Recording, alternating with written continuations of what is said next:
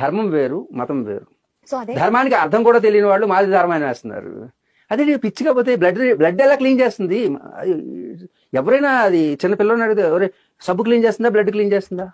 పైగా ఎప్పుడో చనిపోయిన వాడు బ్లడ్ అట. అది కూడా రాజద్రోహం కింద శిక్షించబడిన వాడిని హైలైట్ చేసి ఒక స్టోరీ నల్లారు. ఇవన్నీ కథలమ్మా. ఎవరు నమ్ముతారో నమ్మండి, మీరు ఇష్టం. పాపుల రక్ష కూడా అన్నాడు. ఎవరైనా పాపులు రక్షిస్తారా? గవర్నమెంట్ రక్షిస్తుందా? పాపం చేసిన శిక్షిస్తుందా? శిక్షిస్తుంది. మీ ఇంట్లో పాపం చేస్తే నేను రక్షిస్తారా? శిక్షిస్తారా? శిక్షిస్తారు. మరి సామాన్య ధర్మం నీకు తెలిసినది వాడికి తెలియలేదంటే అదొక మతమా? పాపం రక్షించడం ఏంటి? అదేం కాన్సెప్ట్? ఏమైనా నువ్వు తప్పు చేస్తే నేను రక్షించాలా, శిక్షించాలా? మరి దుష్ట శిక్షణ శిష్ట రక్షణ అనేది ధర్మానికి ఉంటుంది. అది నీ వాడైనా వాడు ఇంట్లో ఎవరు శిక్షించినా మీ తల్లి శిక్షిస్తుందా, రక్షిస్తుందా? నిన్ను నువ్వు తప్పు చేస్తే శిక్షిస్తుంది. తల్లే శిక్షిస్తుంది. మరి ఆ దేవుడు ఎందుకు శిక్షిస్తాడు? అందుకే దేవుడు అంటే పాపం చేసిన వాడు రక్షించేవాడు దేవుడు అవుతాడు.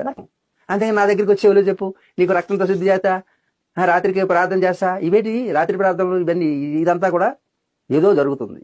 ఇది మాత్రం వేరే దానికోసం ఏదో జరుగుతుంది, వేరే ప్రయోజనాల కోసం వచ్చినటువంటివి. కానీ ధర్మం అలా ఉండదు. దుష్ట శిక్షణ శిష్ట రక్షణ. మంచివారిని రక్షిస్తాము, చెడ్డవారిని శిక్షిస్తాం.